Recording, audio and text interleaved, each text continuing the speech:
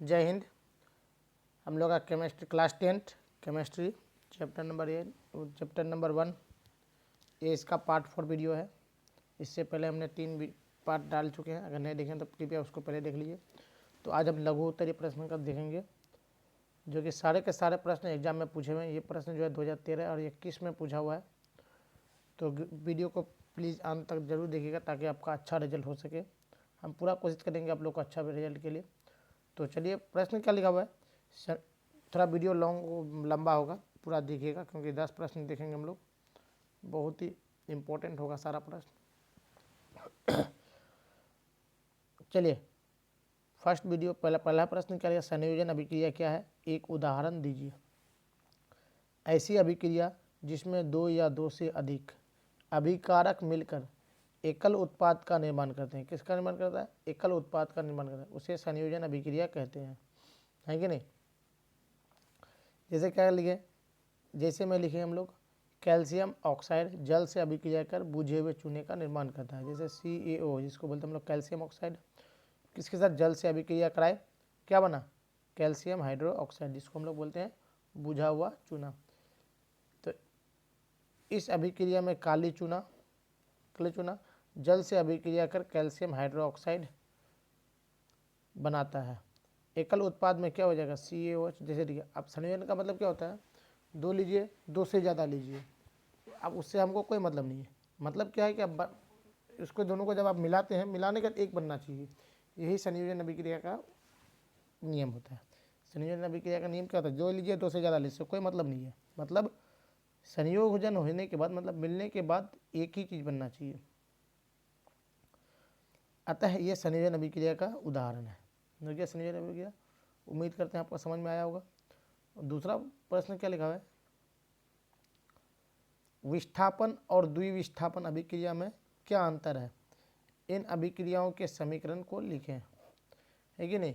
विस्थापन और द्विविस्थापन अभिक्रिया में क्या अंतर है, इन अभिक्रियाओं के समीकरण को। ये क्वेश्चन 2020 में पूछा हुआ है, ध्यान देते जाइएगा। वैसी अभिक्रिया जिसमें किसी यौगिक में उपस्थित किसी तत्व का प्रतिस्थापन दूसरे तत्व द्वारा होता है, प्रतिस्थापन अभिक्रिया कहलाता है। क्या कहलाता है? प्रतिस्थापन अभिक्रिया कहलाता है। जैसे जिंक और HCl, जब इन दोनों का अभिक्रिया कराया हम लोग तो क्या, जिंक क्लोराइड और हाइड्रोजन बन गया। तो वैसी अभिक्रियाएं जिनमें दो यौगिक अपने आयनों का आदान प्रदान कर नए यौगिक का निर्माण करता है, उसे हम लोग द्विविस्थापन अभिक्रिया कहते हैं। क्या कहते हैं हम लोग? द्विविस्थापन अभिक्रिया।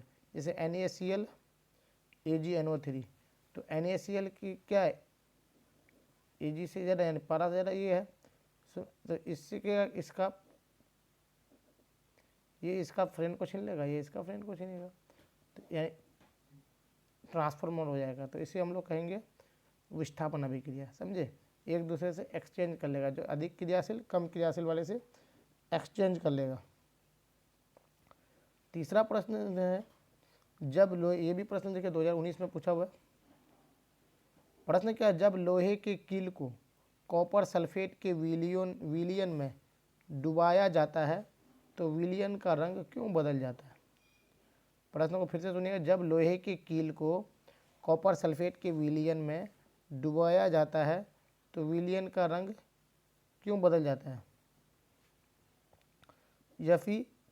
FeCuSO4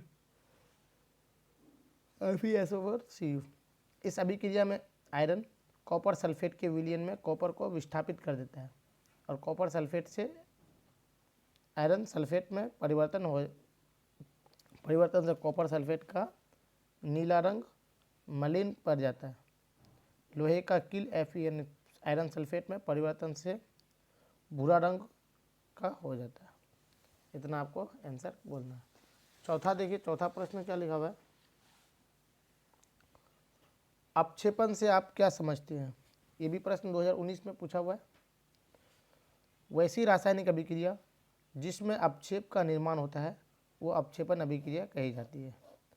वैसी रासायनिक अभिक्रियाएं जिसमें अपक्षेप का निर्माण होता है उसे अपक्षेपण अभिक्रिया कहते हैं। जैसे NaCl प्लस AgNO3, तो AgCl NaNO3 एक्सचेंज हो जाएगा। ऊष्माक्षेपी और ऊष्माशोषी अभिक्रिया क्या है, उदाहरण दीजिए। 2018 का प्रश्न है ये। ऊष्माक्षेपी अभिक्रिया, जिन अभिक्रिया में उत्पाद के निर्माण के साथ साथ किसके उत्पाद यानी अभिक्रिया के बाद ऊष्मा भी उत्पन्न होती है, उसे ऊष्माक्षेपी अभिक्रिया कहते हैं।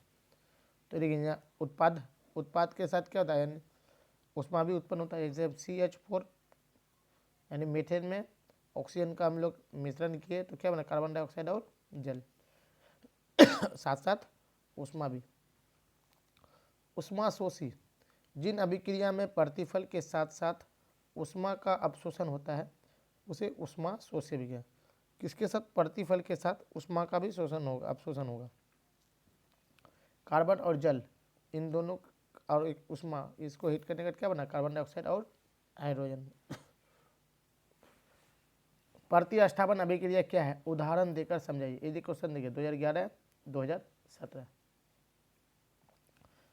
वैसी रासायनिक अभिक्रिया जिनमें अभिकारकों के परमाणु अथवा समूह किसी अन्य यौगिक के परमाणु अथवा समूह को विस्थापित कर उनका स्थान ग्रहण करते हैं, प्रतिस्थापन अभिक्रिया कहलाता है कि नहीं।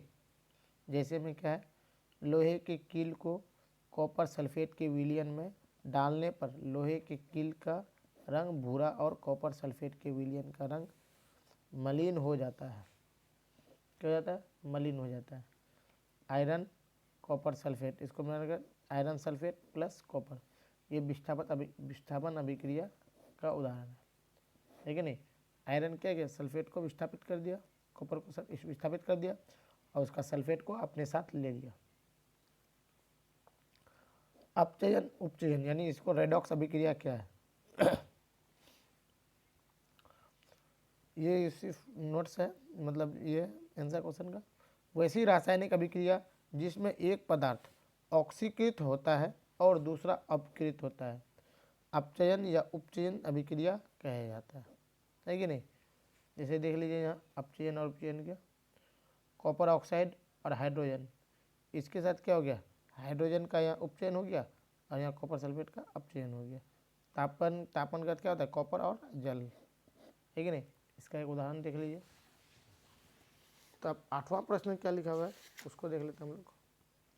8वां नंबर प्रश्न क्या है, श्वसन क्रिया को ऊष्माक्षेपी अभिक्रिया क्यों कहा जाता है।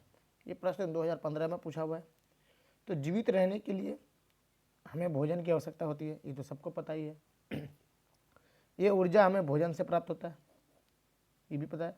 तो पाचन क्रिया के दौरान खाद्य पदार्थों छोटे छोटे टुकड़ों में टूट जाते हैं, यानी जितने भी खाद्य पदार्थ हैं वो छोटे छोटे टुकड़ों में टूट जाते हैं। खाद्य पदार्थ में कार्बोहाइड्रेट होते हैं, कार्बोहाइड्रेट के टूटने से ग्लूकोज का निर्माण होता है। किसका निर्माण होता है, ग्लूकोज का। ग्लूकोज ऑक्सीजन मिलकर हमें ऊर्जा देती है। ग्लूकोज में क्या होता है, ऑक्सीजन जब मिल जाता है उसके हमें क्या होता है, ऊर्जा देता है।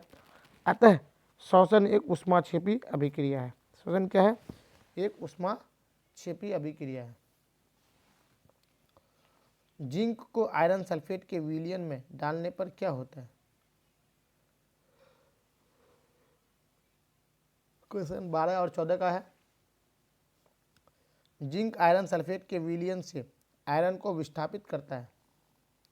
जिंक FeSO4 क्या ना, ZnSO4 यानी जिंक सल्फेट प्लस आयरन, है कि नहीं। इसका अंतिम प्रश्न है 10 नंबर। ताम्रछिलन को हवा में लंबे समय तक गर्म करने पर उस पर काली परत चढ़ जाती है। इस पर हाइड्रोजन गैस प्रवाहित करने पर उसका भूरा रंग पुनः वापस आ जाता है। यहाँ कौन कौन सी अभिक्रियाएं होती है, अभिक्रिया के नाम एवं समीकरण लिखें। तो चलिए ताम्रछिलन की सतह, आंसर देख लेते हैं। सतह, ये भी क्वेश्चन देखिए 2022 का प्रश्न पूछा हुआ है। सतह पर ऑक्साइड टू काली परत चढ़ जाती है। कॉपर ऑक्साइड के कॉपर में ऑक्सीजन के योग से बना है। तो कॉपर प्लस ऑक्सीजन मिलकर क्या बना, कॉपर ऑक्साइड। अगर इस गर्म पदार्थ कॉपर ऑक्साइड के ऊपर हाइड्रोजन गैस प्रवाहित किया जाए तो सतह की काली परत भूरे रंग की हो जाती है। इस स्थिति में विपरीत अभिक्रिया संपन्न होती है तथा कॉपर होता है। कॉपर ऑक्साइड प्लस हाइड्रोजन क्या बनेगा? कॉपर और जल। अभिक्रिया के समय जब किसी पदार्थ में ऑक्सीजन की वृद्धि होती है तो उसका अपचयन क्या होता है? उपचयन होता है। इस प्रकार अभिक्रिया में किसी पदार्थ में ऑक्सीजन का जब ह्रास होता है, यानी क्या बोलता है, ऑक्सीजन की वृद्धि होगा तो उपचयन, ये याद रखिएगा, ये ऑब्जेक्टिव में पूछता है। यानी किसी भी अभिक्रिया, कोई भी अभिक्रिया हो, अभिक्रिया समय के समय जब किसी पदार्थ में ऑक्सीजन की अगर वृद्धि होगा तो वो उपचयन अभिक्रिया होगा। अगर ऑक्सीजन का ह्रास होगा मतलब नाश होगा तो वो उसे क्या कहेंगे हम लोग? अपचयन हुआ। तो हम लोग कह सकते हैं कि अपचयन हुआ।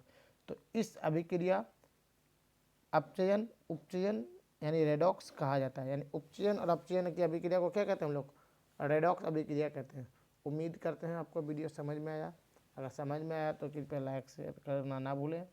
तो आज के लिए इतना ही, मिलते हैं नेक्स्ट वीडियो में, तब तक के लिए जय हिंद।